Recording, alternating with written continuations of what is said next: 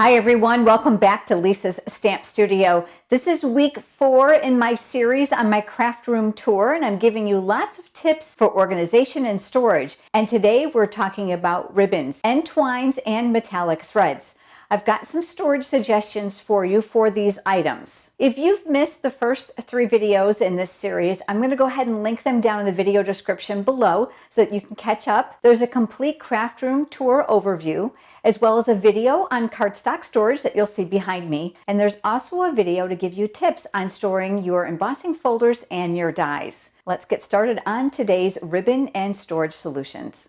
I'm fortunate enough to have a drawer in my stamp room that I can dedicate to ribbon. You're going to find that they're in boxes, and these are the same boxes that I shared in last week's video that store my embossing folders. I'll be sure to link them down below.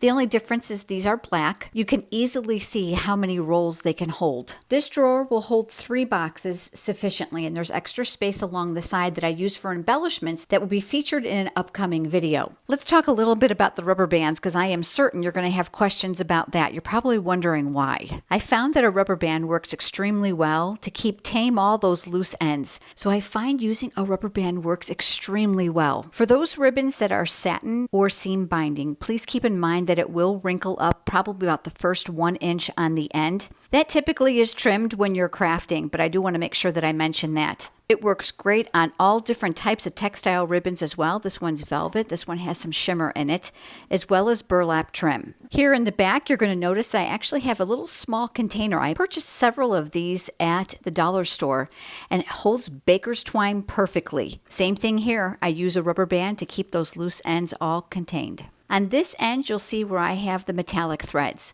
I do keep them in a small Ziploc bag that helps to keep all those loose ends tied up as well. Rubber bands on this don't work as well because the filament is very, very fine. Finally, let's talk about ribbon scraps. I save the last few inches on every roll because they come in handy on other projects. The best way to contain those is in a plastic container. I found these actually at a big box store. This is a 1.5 quart size, and I love this one simply because it can be pinched open and closed. Now you might think that this is just one big mess of ribbon, but it is quite fun to run through and pull out the colors that you can use. At Christmas time, it's also a big help when we're doing packaging because I can tie on my tags and add some accessories to my gifts. Sometimes you need just a little bit, and the ribbon scraps come in quite handy. At the end of the year, if I have a whole bunch of ribbon in here I haven't used, I actually put it in a large Ziploc bag and I donate it to a local charity. Sometimes it's a retirement community or a local school where the children can use the excess ribbon for crafting.